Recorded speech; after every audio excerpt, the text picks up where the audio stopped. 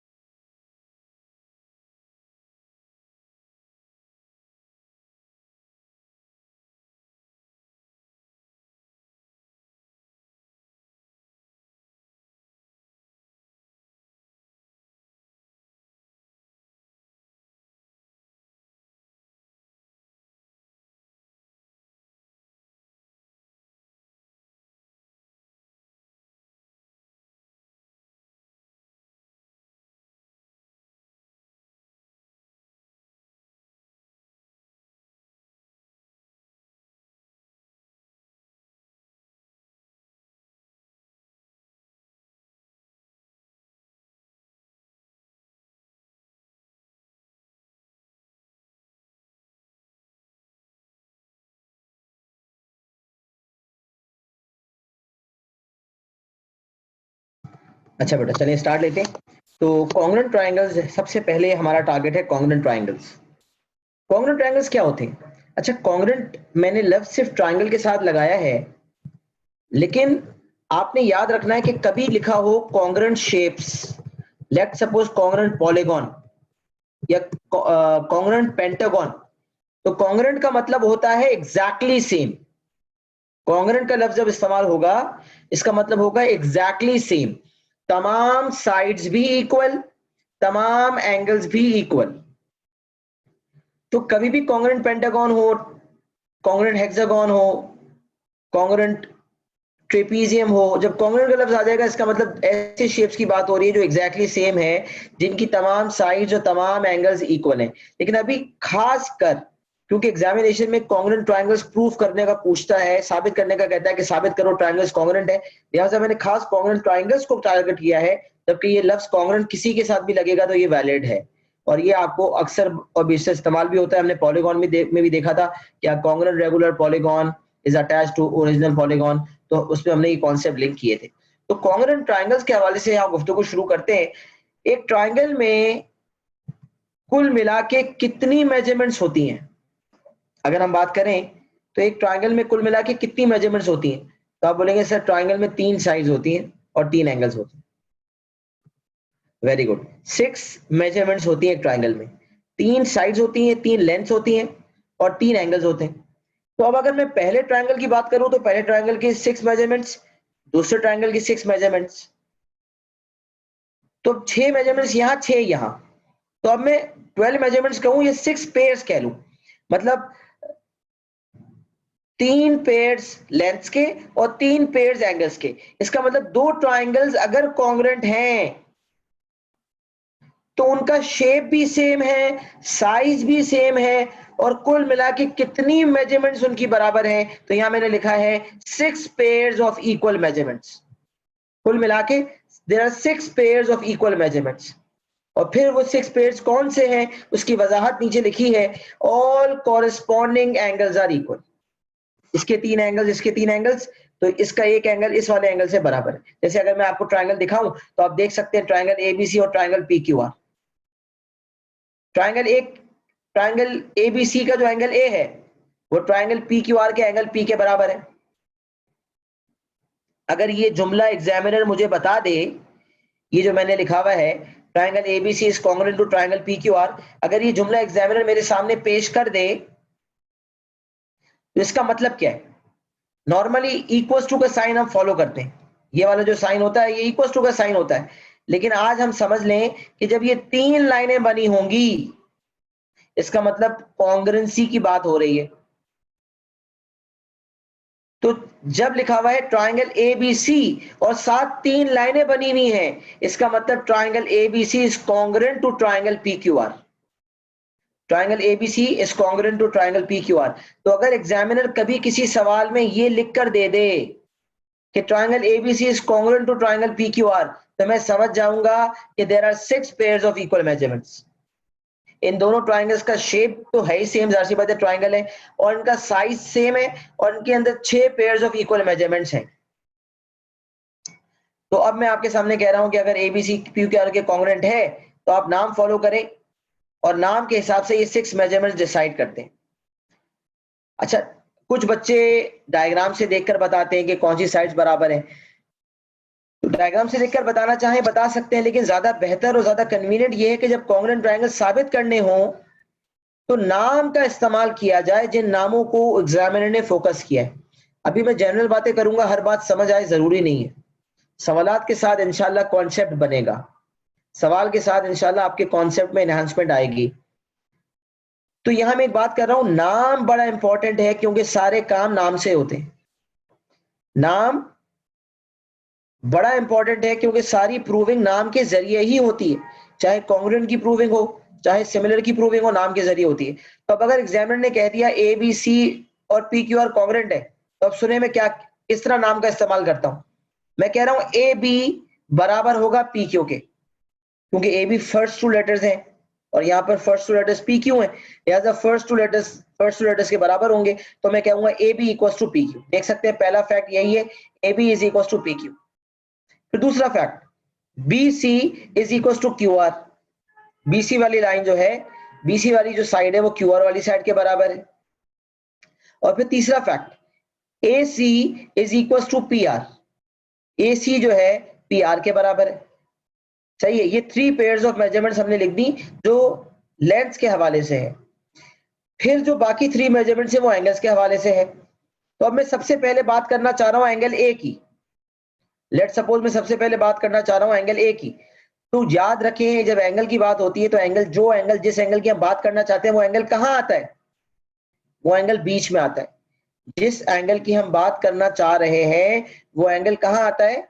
वो एंगल बीच में आता है। तो अगर मैं बात करना चाह रहा हूं एंगल ए की, तो मैं एंगल ए को कैसे कवर करूंगा? मैं CAB भी कह सकता हूं, BAC भी कह सकता हूं, वो मसला नहीं है। अगर एंगल ए की बात कर रहे हैं तो एंगल ए को बीच में रखना है। और जिस तरह मैंने एंगल ए को कवर किया उसी तरह एंगल पी को भी कवर करना होगा। मतलब जैसे मैं अगर CAB कहता तो मुझे RPQ कहना पड़ता। अगर लेट सपोज मैं कहता CAB, तो मैंने कवर तो एंगल ए को किया, लेकिन क्योंकि CAB में थर्ड, फर्स्ट एंड सेकंड की बात हो रही है तो फिर नाम यहां भी क्या दूंगा? RPQ। RPQ तो नाम जो है वो बड़ा इंपॉर्टेंट है। तो यहां मैं कह रहा हूं BAC is equal to QPR। Angle BAC equal to QPR। तो बेसिकली मैंने एंगल कौन सा कवर किया है? एंगल A और एंगल P कवर किया। आप देख सकते हैं एंगल A एंगल P के बराबर है। ये सिंगल लाइन के बराबर, डबल लाइन के बराबर, ट्रिपल लाइन के बराबर है। और ये इंडिकेशन यही है कि कौन सी साइड किसके बराबर है। अच्छा, फिर दूसरा एंगल है B वाला। तो एंगल B वाला एंगल कवर करते हैं। तो ABC is equal to PQR। Sequence check करें, ABC इक्वल टू PQR। फिर थर्ड वाला एंगल है C वाला, तो BCA is equal to QRP। तो अगर मुझे एग्जामिनर कभी बता दे कि ट्रायंगल ABC ट्रायंगल PQR के बराबर है, तो भाई मैं समझ जाऊंगा कि कितनी इक्वल मेजरमेंट्स हैं। There are 6 pairs of equal measurements. जब अगर एग्जामिनर मुझे बताएगा कि ट्रायंगल्स कॉन्ग्रुएंट है तो मैं समझ जाऊंगा there are 6 pairs of equal measurements. अच्छा, अब ये कॉन्ग्रुएंसी टेस्ट क्या है और ये कॉन्ग्रुएंसी टेस्ट इस्तेमाल कब होते हैं? तो मैं यहां लिख रहा हूं, used to prove two triangles as congruent. अगर मैं दो ट्रायंगल्स को कॉन्ग्रुएंट साबित करना चाह रहा हूं तो मैं कॉन्ग्रुएंसी टेस्ट का इस्तेमाल करूंगा। इसकी सिंपल सी मिसाल है, डॉक्टर एक पेशेंट को कहता है भाई मुझे डाउट है आपको डायबिटीज है, लेकिन पेशेंट बोल रहा है नहीं मुझे तो नहीं लगता। तो डॉक्टर कहेगा मैं ये साबित कर सकता हूं कि तुम्हें डायबिटीज है। कैसे साबित कर सकते हैं? डॉक्टर बोलेगा एक काम करो, यहां लैब है, लैब से शुगर टेस्ट करवाओ, डायबिटीज का टेस्ट करवाओ, ताकि ये डिटरमिन हो जाए कि वाकई तुम्हें डायबिटीज है या नहीं। तो डायबिटीज डिटरमिन करने के लिए डायबिटीज का टेस्ट करवाना पड़ेगा। इसी तरह किसी को कोलेस्ट्रॉल है या कोई दीगर बीमारियां हैं, तो टेस्ट करवाना पड़ेगा तो साबित होगा कि वाकई वो बीमारी है या नहीं है। तो यहां कॉन्ग्रुएंट प्रूफ करने के लिए कॉन्ग्रुएंसी टेस्ट आ गए। अगर ये टेस्ट उस ट्रायंगल पे अप्लाई किए जाएंगे, दो ट्रायंगल्स पे अप्लाई किए जाएंगे, तो अगर ये टेस्ट पास हो गया तो दो ट्रायंगल्स कॉन्ग्रुएंट प्रूव हो जाएंगे। और अगर वो टेस्ट फेल हो गया, इसका मतलब दो ट्रायंगल्स कॉन्ग्रुएंट नहीं है। अच्छा, डायबिटीज के लिए तो एक ही किस्म का टेस्ट होता है, लेकिन जब कॉन्ग्रुएंसी प्रूफ करनी हो, जब दो ट्रायंगल्स को कॉन्ग्रुएंट साबित करना हो, तो हमारे पास 4 किस्म के टेस्ट हैं। इन चारों किस्म के टेस्ट के लिए हमें 3 पेयर्स ऑफ मेजरमेंट्स चाहिए, 3 मेजरमेंट्स चाहिए। मैं बात को थोड़ा रैप अप करता हूं, समझाता हूं। 6 पेयर्स ऑफ इक्वल मेजरमेंट्स होती हैं कॉन्ग्रुएंट ट्रायंगल्स की, लेकिन मैं एक बात लिख रहा हूं यहां पर, note, if we are to prove two triangles as congruent, then we need 3 pairs of measurements. Triangles को कॉन्ग्रुएंट साबित करने के लिए हमारे पास 4 टेस्ट हैं और चारों टेस्ट का मुतालबा यह है कि 3 पेयर्स ऑफ मेजरमेंट्स होनी चाहिए। वो 3 पेयर्स ऑफ मेजरमेंट्स कौन कौन सी हैं वो नाम से अभी मैं आपको बताता हूं, लेकिन ये बात याद रखें कि जब दो ट्राइंगल्स को कॉन्ग्रुएंट साबित करना हो तो ऑल 6 मेजरमेंट्स की जरूरत नहीं होती। कोई भी 3 पेयर्स ऑफ मेजरमेंट्स लेने होते हैं टेस्ट के मुताबिक, और अगर वो 3 पेयर्स ऑफ मेजरमेंट्स बराबर हो जाए, साबित हो जाए कि 3 पेयर्स इक्वल हैं, तो मैं उस कॉन्ग्रुएंसी टेस्ट के मुताबिक कॉन्ग्रुएंट ट्राइंगल साबित कर देता हूं। और एक दफा 3 मेजरमेंट्स की बेसिस पर ट्राइंगल्स कॉन्ग्रुएंट साबित हो जाएं तो बाकी 3 पेयर्स ऑटोमेटिकली बराबर हो जाते हैं। देखिए मैं बात को रिपीट करता हूं, अगर दो ट्राइंगल्स कॉन्ग्रुएंट हैं एग्जामिनर ने बताया तो इसका मतलब 6 पेयर्स ऑफ इक्वल मेजरमेंट्स हैं। लेकिन अगर कभी ट्राइंगल्स को कॉन्ग्रुएंट साबित करना है तो क्या 6 की 6 मेजरमेंट्स चाहिए होंगी? नहीं, कोई भी 3 पेयर्स ऑफ मेजरमेंट्स रिक्वायर्ड हैं। उन 3 मेजरमेंट्स की बेसिस पर हम साबित कर सकते हैं कि ट्राइंगल्स कॉन्ग्रुएंट हैं। अगर 3 पेयर्स ऑफ मेजरमेंट्स की बेसिस पर ये साबित हो गया कि ट्राइंगल्स कॉन्ग्रुएंट है तो फिर बाकी जो 3 पेयर्स बचे वो भी ऑटोमेटिकली सेम हो जाएंगे, क्योंकि कॉन्ग्रुएंट ट्राइंगल्स के ऑल 6 पेयर्स बराबर होते हैं। तो साबित करने के लिए 3 मेजरमेंट्स चाहिए, लेकिन एक दफा साबित हो जाए तो बाकी 3 मेजरमेंट्स भी बराबर हो जाएंगी। और अक्सर ऐसा होता है पार्ट 1 में कॉन्ग्रुएंसी साबित होती है, जब साबित हो जाती है तो रिमेनिंग 3 पेयर्स जो है वो बराबर हो जाते हैं। उसकी बेसिस पर बाकी पार्ट्स बेस करते हैं। पहले पार्ट पे जब साबित हो गया कि ट्रायंगल्स कॉन्ग्रुएंट है तो अगले पार्ट्स में जो रिक्वायरमेंट्स होंगी वो उसी बेसिस पर होंगी। सही है, तो ये बात का हमें ख्याल रखना है कि हमें 3 पे मेजरमेंट्स चाहिए। अच्छा, सवाल जहन में आ रहा होगा सर कौन सी मेजरमेंट्स दरकार है? तो भाई 4 टेस्ट हैं। सबसे पहले टेस्ट नंबर 1 SSS।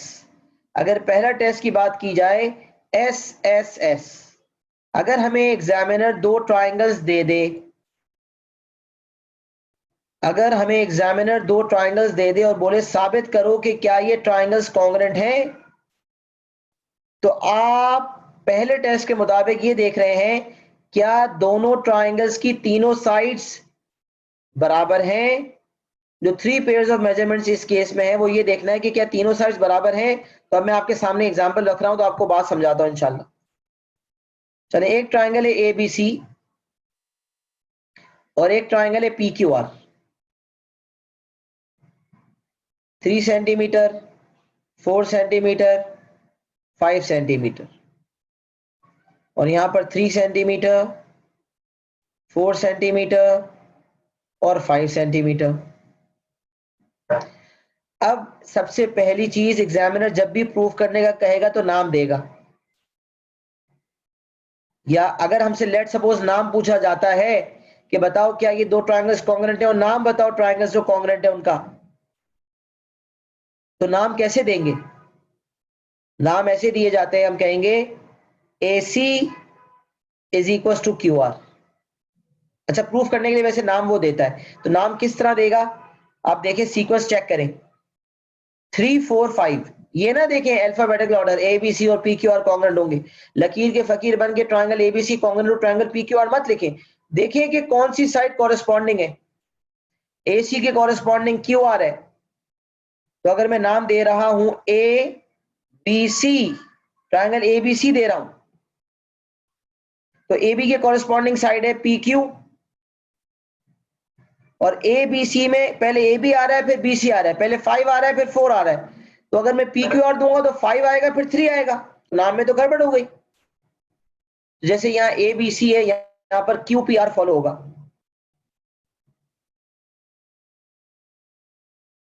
एक्चुअली ये प्रूविंग कैसे होती है, एक्चुअल पास पेपर का सवाल आएगा तो हमें ज्यादा क्लैरिटी आएगी। अभी तो जो मैं एग्जांपल्स दूंगा जाहिर सी बात है वो सिंपल होंगे, क्योंकि उसमें तो कुछ ऐसा जो है वो मुश्किल कॉम्प्लिकेशन होगी नहीं। जो मुश्किल कॉम्प्लिकेशंस हैं जिस तरह एग्जाम में आती हैं उसको वहां देखेंगे तो हमें ज्यादा समझ आएगा, उसके थ्रू इंशाल्लाह आपको ज्यादा बेहतर तरीके से गाइडेंस मिलेगी। अभी बस जनरली जो समझा रहा हूँ वो समझते जाएं। तो ट्राइंगल ABC, ऑर्डर देखें ABC पहले 5 वाली साइड फिर 4 वाली साइड, यहाँ पर QPR पहले 5 वाली साइड फिर 4 वाली साइड।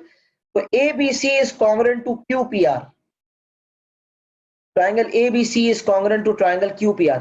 अब ये साबित करना है, एग्जामिनर बोलेगा prove that triangle ABC is congruent to triangle QPR। तो मैं साबित करने के लिए देखें, मैं कहूंगा सबसे पहले मैं प्रूफ कर रहा हूं, तो मैं कहूंगा AB equal to QP, AB is equal to QP। देखिए नाम से देखें, क्या AB QP के बराबर है? डायग्राम के मुताबिक आप देखें, हाँ AB और QP बराबर है, तो आपने कहा AB इक्वल टू QP। फिर आपने कहा दूसरी साइड देखते हैं BC और PR, या BC और PR बराबर है? आपने कहा हाँ बिल्कुल, BC is equal to QR। एक minute, BC equal to PR, BC is equal to PR, नाम बहुत इंपॉर्टेंट है, BC is equal to PR। और लास्ट है AC is equal to QR। अब क्योंकि 3 पेयर्स ऑफ मेजरमेंट्स बराबर है, मैं कहूंगा हेंस ट्राइंगल्स आर कॉन्ग्रुएंट, कहूंगा triangle ABC is congruent to triangle QPR। और प्रॉपर्टी का रेफरेंस दे दें, कौन सी प्रॉपर्टी के मुताबिक? तो आप बोलेंगे SSS। तो यहाँ तो बिल्कुल सामने सामने दो ट्राइंगल्स हैं और बहुत आसानी से आप देख सकते हैं। कभी कभार कहता है डिटरमिन करो क्या ट्राइंगल्स कॉन्ग्रुएंट है, तो आप डिटरमिन करने के लिए मुख्तलिफ टेस्ट अप्लाई करते हैं। सबसे पहला टेस्ट हमने डिस्कस कर लिया SSS। अच्छा, दूसरा टेस्ट है SAS। तो SAS के मुताबिक क्या होगा? तो देखिएगा, SSS के मुताबिक all three corresponding side equal होनी चाहिए। SAS के मुताबिक मैंने डेफिनेशन लिखी है, two corresponding sides are equal and an included angle is equal. दो कॉरेस्पॉन्डिंग साइड्स बराबर है और इंक्लूडेड एंगल बराबर है। ABC PQR। आप डिटरमिन करो क्या ट्राइंगल्स कॉन्ग्रुएंट है। अब देखिएगा 3 सेंटीमीटर, 5 सेंटीमीटर और बीच में 30 डिग्री, और यहां पर 3 सेंटीमीटर, 5 सेंटीमीटर और 30 डिग्री। कहा जाता है डिटरमिन करो क्या ये ट्राइंगल्स कॉन्ग्रुएंट हैं। हाँ, सवाल आया सर हमने जो आपने SSS के मुताबिक तीनों साइड्स प्रूफ की, दो ट्राइंगल्स को कॉन्ग्रुएंट साबित कर दिया, तो आपने SSS के जरिए साबित किया है, लेकिन क्या जब साबित हो जाएगा तो तमाम एंगल्स बराबर होंगे? जी हाँ। जब साबित हो गया तो फिर अगले पार्ट में मुझे पता होना चाहिए कि एंगल BAC जो है वो PQR के बराबर है, एंगल A एंगल Q के बराबर है, एंगल B एंगल P के बराबर है, और एंगल C एंगल R के बराबर है। तो जब साबित हो जाएगा तो बाकी 3 पेयर्स भी ऑटोमेटिकली इक्वल हो जाएंगे। सही है। अच्छा, अब मैं कह रहा हूं 3 सेंटीमीटर 5 सेंटीमीटर बीच में 30, या 3 सेंटीमीटर 5 सेंटीमीटर बीच में 30, कह रहा है डिटरमिन करो क्या ट्राइंगल्स कॉन्ग्रुएंट हैं। तो सबसे पहले नाम देखें कौन से नाम है जो कॉन्ग्रुएंट नजर आ रहे हैं। तो मैं यहां कहता हूं BAC। Let's suppose triangle BAC है, 3 वाली फिर 5 वाली, तो यहां पर हो जाएगा triangle BAC is congruent to triangle. अच्छा, प्रूफ करना है, एग्जामिनर ने कहा prove that triangle BAC is congruent to triangle QRP। साबित करें, तो कैसे प्रूफ करूंगा? तो मैं कहूंगा BA is equal to QR।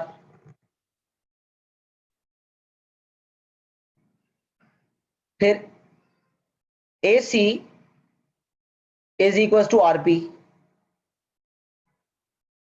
अच्छा, दो साइड्स हो गए सेम, है ही नहीं, पता ही नहीं है कि BC PQ के बराबर है या नहीं, तो मैं फतवा जारी नहीं कर दूंगा कि BC QR के बराबर है। जब एविडेंस सवाल में मौजूद नहीं है तो मैं ऐसी बात नहीं कर सकता।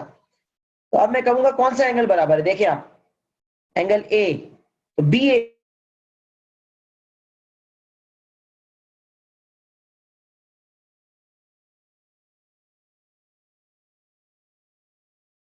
एंगल बराबर है। यहाँ वाजे रहे कि इंक्लूड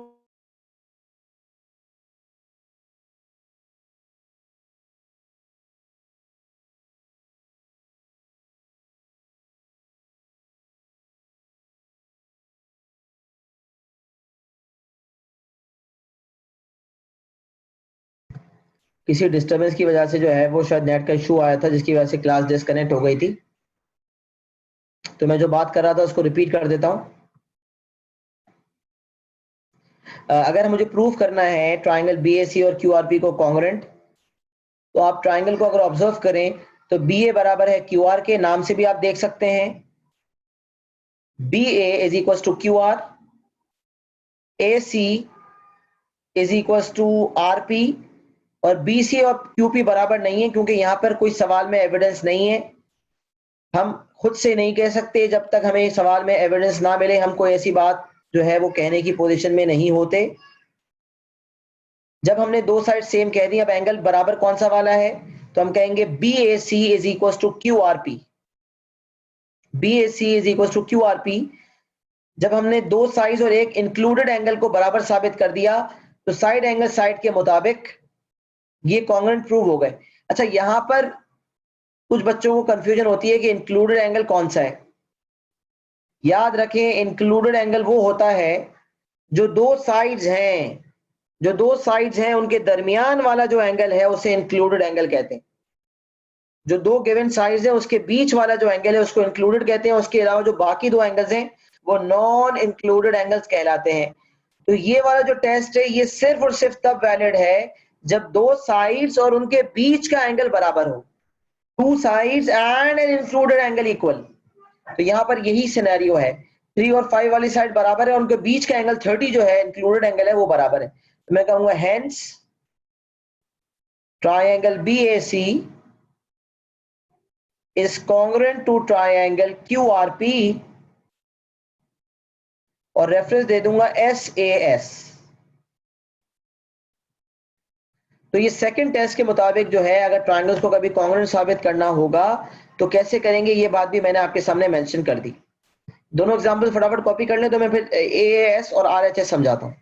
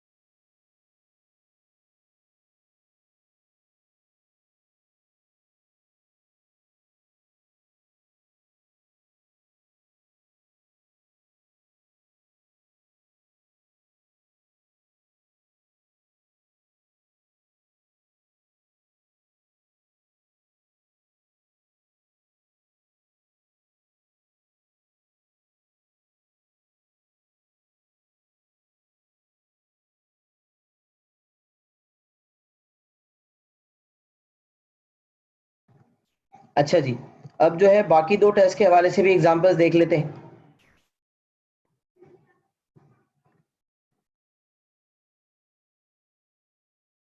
अच्छा, तीसरा टेस्ट है AAS, two angles and one corresponding side equal. सही है। अच्छा, अब देखें, यहां मैं थोड़ी सी बात आपके सामने रखता हूं।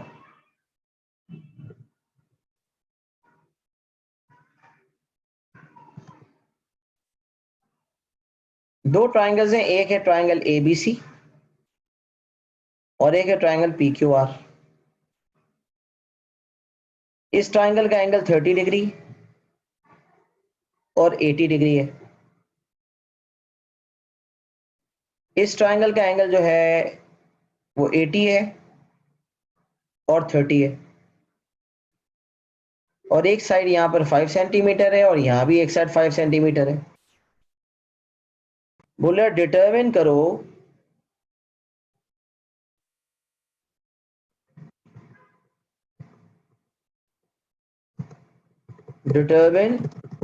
whether triangle ACB is congruent to triangle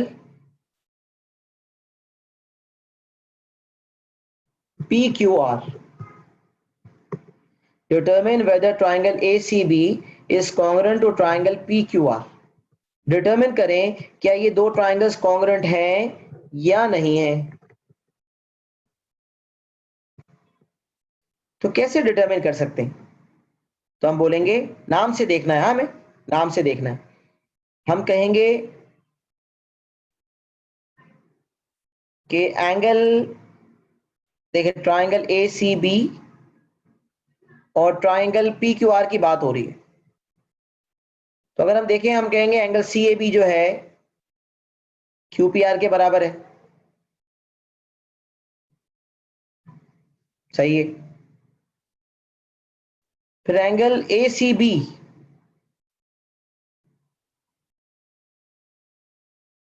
PQR के बराबर है, सही है। लेकिन अगर हम देखें तो यहां पर जो 5 वाली साइड है वो 80 डिग्री के सामने है, और अगर यहां देखें तो 80 और 30 हो जाएगा 110, 180 में से माइनस करें 70, और यहां 5 वाली साइड जो है वो 70 के सामने है। नाम से भी अगर आप देखें तो यहाँ AC जो है वो यहाँ PR है।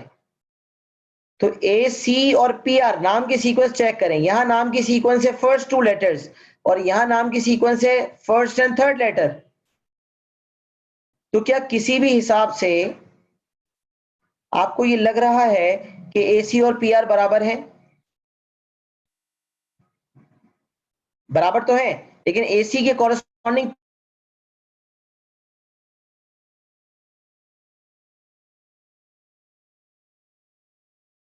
Not equal.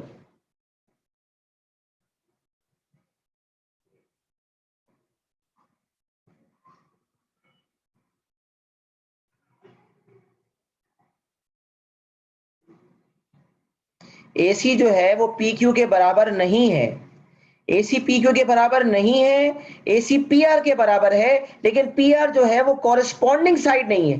ये जो लफ्ज कॉरेस्पॉन्डिंग आप देख रहे हैं ना, ये सबसे ज्यादा इंपॉर्टेंट यहाँ AAS वाले केस में। दो एंगल्स बराबर है, तीसरी साइड बराबर है, लेकिन जो तीसरी साइड है वो कॉरेस्पॉन्डिंग साइड नहीं है। AC की कॉरेस्पॉन्डिंग जो है वो PQ है, लेकिन यहाँ डायग्राम में देखा जाए तो AC 5 है लेकिन PQ 5 नहीं है, PR 5 है। और यहाँ AC जो है वो 70 डिग्री के सामने लाई कर रही है। एंगल और साइड्स का पेयर होता है, एंगल के सामने उसकी साइड होती है। तो यहाँ 5 सेंटीमीटर 70 के सामने, यहाँ 5 सेंटीमीटर 80 के सामने। तो हम यहाँ पर बोलेंगे no, the triangles are not congruent. Triangles are not congruent. Why? Because the corresponding sides, the corresponding side of the two triangles is not equal. Corresponding side जो है वो बराबर नहीं है। यहाँ पर जो साइड है वो 70 के सामने है, यहाँ पर जो साइड है 80 के सामने। अच्छा, ये जो सवाल आता है ना, बताओ ये कॉन्ग्रुएंट है या नहीं है, 1-2 नंबर के सवाल होते हैं, उसमें हमें खाली हाईलाइट करना होता है कि नहीं ये कॉन्ग्रुएंट नहीं है। क्यों कॉन्ग्रुएंट नहीं है? क्योंकि ये पूरा लिखने की जरूरत भी नहीं है, जो मैंने आपके सामने लिखा है ये पूरा भी लिखने की जरूरत, तो ये थोड़ी बताएंगे कि कौन कौन सी चीज सेम है। ये तो खाली मैंने आपकी कन्वीनियंस के लिए आपके सामने रखी थी। जब साबित करना होगा तो हम बोलेंगे no, the triangles are not congruent. Why they are not congruent? Because the corresponding side is not equal. और अगर वाजे करना चाहें तो वहां पर जो है ट्राइंगल ABC में 5 सेंटीमीटर ऑपोजिट टू 70 डिग्री है, लेकिन PQR में 5 सेंटीमीटर ऑपोजिट टू 80 डिग्री है। साइड बराबर है लेकिन कॉरेस्पॉन्डिंग साइड नहीं है। तो सिर्फ ये नहीं देखना कि दो एंगल्स और एक साइड बराबर है, ये देखना है कि दो एंगल्स के साथ साथ जो साइड बराबर है वो कॉरेस्पॉन्डिंग है या नहीं। अगर यहां वाली साइड 30 और 80 के दरमियान है तो यहां भी 30 और 80 के दरमियान होनी चाहिए। लेट्स सपोज अगर PQ5 होता, अगर PQ5 होता तो फिर क्योंकि 30 और 80 के दरमियान 5 है और यहां भी 30 और 80 के दरमियान 5 है, तो फिर हम कहते हैं ट्राइंगल ABC जो है ट्राइंगल PQR के कॉन्ग्रेंट है। जैसे अगर मैं यही जो है वो इजाफा कर दूं, तो अगर यही केस होता, ये एग्जाम्पल का ए पार्ट कर देते हैं, ये एग्जाम्पल का बी पार्ट कर देते हैं, यही केस होता, लेकिन अगर आपसे जो है आपको ये बताया जाता कि ट्राइंगल ABC है और ट्राइंगल PQR है, ये 30 है, ये 80 है और 30 और 80 के दरमियान 5 सेंटीमीटर है, और यहां पर ये 30 है, ये 80 है और इनके दरमियान 5 सेंटीमीटर है। तो अब मुझे कहेगा प्रूफ करो, डिटरमिन करने का भी बोल सकता है, प्रूफ करने का भी बोल सकता है, proof that triangle ACB is congruent to triangle PQR। Proof करना है, जब प्रूफ करना है तो आप देख सकते हैं, आप प्रूफ कैसे करेंगे, आप नाम से देखें, आप बोलेंगे AC is equal to PQ, एक साइड बराबर है, फिर आप कहेंगे एंगल CAB, नाम से देखें CAB, second first third, CAB is equal to QPR, CAB is equal to QPR, और फिर एक और एंगल है ACB, ACB is equal to PQR।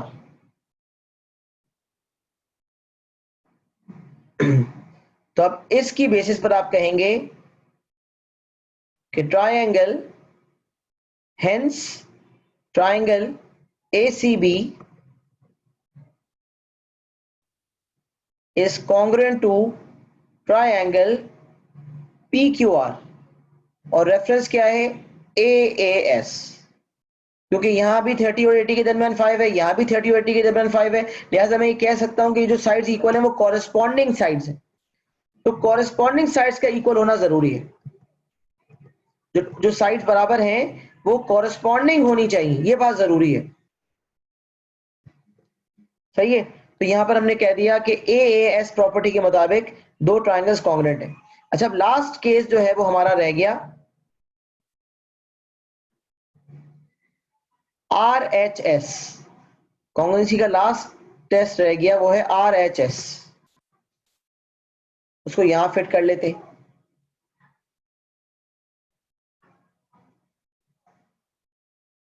ये RHS प्रॉपर्टी क्या मतलब, अच्छा एक तो सबसे पहली बात, RHS प्रॉपर्टी का लिमिटेड यूजेज है, ये बाकी जो तीन टेस्ट बताए वो ट्राइंगल राइट एंगल हो या नॉन राइट एंगल हो सबके लिए यूज होता है, लेकिन RHS वाली प्रॉपर्टी, RHS वाला कॉन्ग्रुएंसी टेस्ट सिर्फ तब वैलिड है जब ट्राइंगल्स राइट एंगल हो। तो मैं यहां लिख रहा हूं,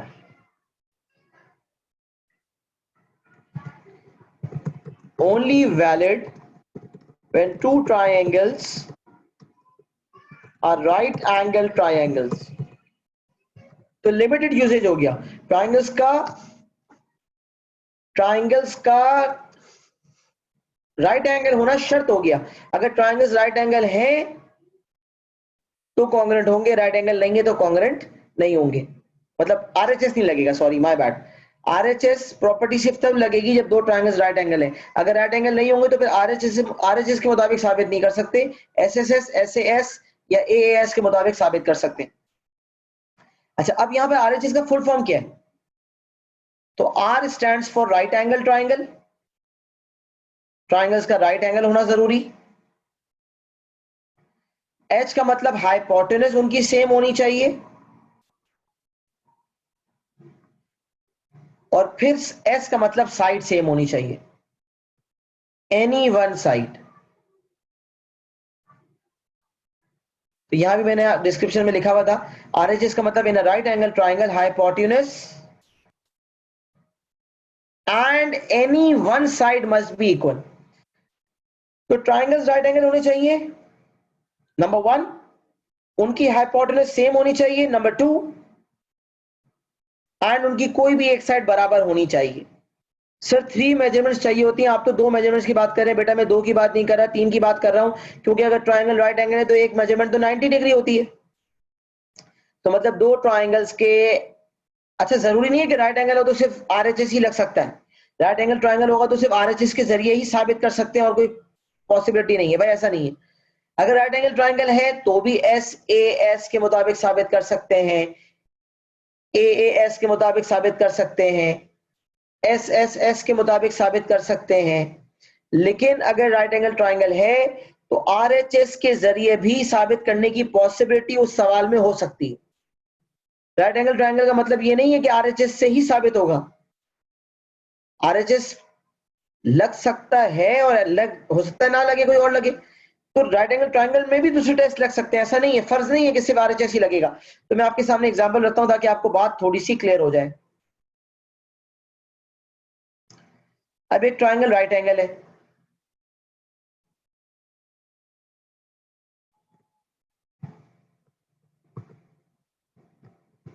अच्छा अब इस राइट एंगल ट्राइंगल में लेट सपोज 90 डिग्री बना हुआ है, तो राइट एंगल ट्राइंगल है, यहां है ए बी सी और यहां है P Q R, longer side hypotenuse होती है, यहां पर लिखा हुआ है 10 और यहां भी लिखा हुआ है 10, यहां पर लिखा हुआ है 4 सेंटीमीटर और यहां भी लिखा हुआ है 4 सेंटीमीटर। तो क्या दो ट्राइंगल्स कॉन्ग्रुएंट हैं? तो आप सबसे पहले चेक करेंगे क्या ट्राइंगल्स राइट एंगल है, आपने बोला हाँ है। फिर आप चेक करेंगे क्या उनकी हाइपोटेन्यूज सेम है, आपने कहा हाँ है। फिर आपने चेक करना है क्या उनकी कोई एक साइड बराबर है, तो आप बोल रहे हैं हाँ ए बी बराबर है क्यू आर के। ए बी पी क्यू के बराबर हो ये जरूरी नहीं है, ए बी क्यू आर के बराबर हो सकती है, मतलब एक ट्राइंगल की परपेंडिकुलर और एक ट्राइंगल की बेस। तो नाम जो है ट्राइंगल के उसी हिसाब से होंगे। अब मैं आपसे पूछता हूँ ट्राइंगल के नाम बताएं जो कॉन्ग्रुएंट है, तो आप बोलेंगे ए बी जो है क्यू आर के बराबर है, एंगल ए बी सी जो है वो आर क्यू पी के बराबर है, और ए बी जो है वो क्यू आर के बराबर है, और उसके अलावा जो ए सी है वो आर पी के बराबर है। तो दो ट्रायंगल्स राइट एंगल है, उनकी हाइपोटेन्यूज सेम है और उनकी एक साइड सेम है, लिहाजा हम साबित कर सकते हैं कि ट्रायंगल्स कॉन्ग्रुएंट हैं। तो कौन से ट्रायंगल्स हैं जो प्रूव करने का एग्जामिनर कहेगा यहाँ पर, तो ट्रायंगल्स के नाम क्या होंगे, तो हम कहेंगे ट्रायंगल ए बी सी, और नेमिंग अगर आप चेक करें तो ए बी सी के कॉरेस्पॉन्डिंग क्या नाम होंगे, ए बी सी, पहले 4 वाली साइड कवर हो रही है फिर ब्लैंक वाली ए बी सी, तो यहां पर क्या होगा R Q P, triangle R Q P, पहले 4 वाली साइड फिर उसके बाद ब्लैंक वाली साइड।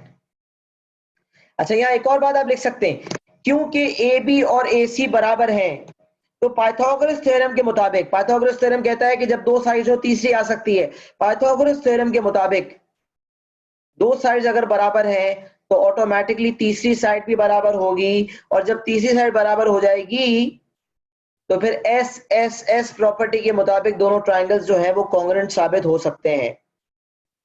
तो आरएचएस के मुताबिक कैसे दो ट्राइंगल्स कॉन्ग्रुएंट हो जाते हैं, राइट एंगल होने की वजह से जब कोई हाइपोटेन्यूज और कोई एक साइड बराबर होती है तो पाइथागोरस के मुताबिक तीसरी साइड भी बराबर होती है, जिसके मुताबिक जब तीनों साइड ट्राइंगल की बराबर हो जाएंगी तो मैं कहूंगा एस एस एस प्रॉपर्टी के मुताबिक ये कॉन्ग्रुएंट है। तो आप इस तरह भी कह सकते हैं कि भाई देखो क्योंकि ए सी और ए बी बराबर थे तो मैंने पाइथागोरस लगा के बी सी और पी क्यू निकाल लिया, अब क्योंकि पाइथागोरस के मुताबिक तीसरी साइड बराबर हो गई लिहाजा ये दोनों ट्रायंगल्स कॉन्ग्रुएंट हैं और एस एस एस के मुताबिक कॉन्ग्रुएंट है।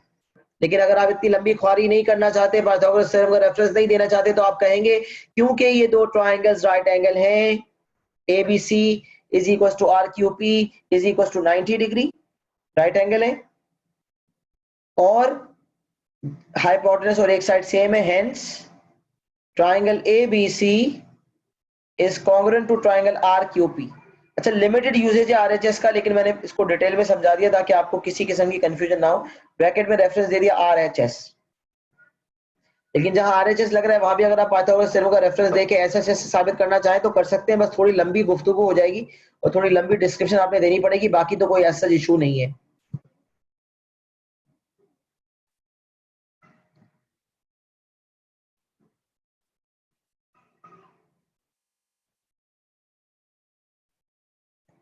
If I wrote angle R instead of QRP,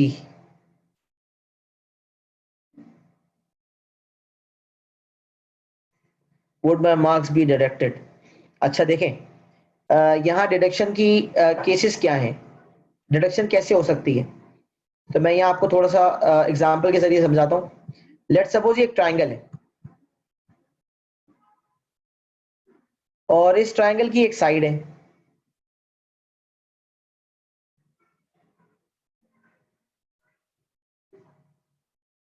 अब मैं आपसे कहता हूं ये जो है ट्राइंगल है ए बी सी और ये वाला है डी, सही है ना।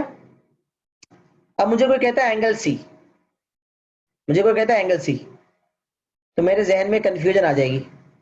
मैं कह रहा हूं भाई कौन से वाले एंगल सी की बात कर रहे हो, आप एंगल ए सी डी की बात कर रहे हो या आप एंगल ए सी बी की बात कर रहे हो। तो अगर कभी इस तरह का डायग्राम हो जिसमें एंगल सी की दो पॉसिबिलिटीज निकल रही हो और फिर आप सिर्फ एंगल सी का जिक्र कर दें, पूरा ना लिखें, तो फिर तो डेफिनेटली मार्क्स कटेंगे, क्योंकि एग्जामिनर को कंफ्यूजन रहेगी कि आप कौन से वाले एंगल सी की बात कर रहे हैं। लेकिन अगर एक डायग्राम में एंगल सी एक ही है तो फिर अगर आप डायरेक्ट एंगल सी लिखना चाहें तो भी लिख सकते हैं, कोई मसले की बात नहीं है, क्योंकि उस डायग्राम में कोई और पॉसिबिलिटी एंगल सी की होगी ही नहीं।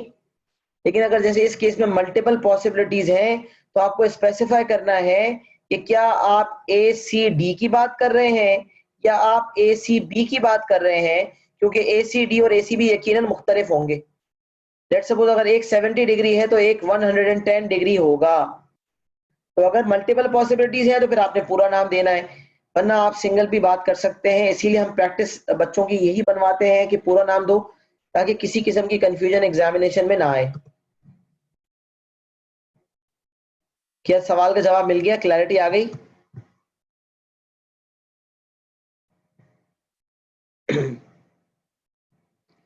अच्छा जी, जबरदस्त। अच्छा, अब कॉन्ग्रेंट के हवाले से मैंने ना काफी डिटेल में गुफ्तगू की है और आपको यकीनन जो है वो समझ भी आ गया होगा।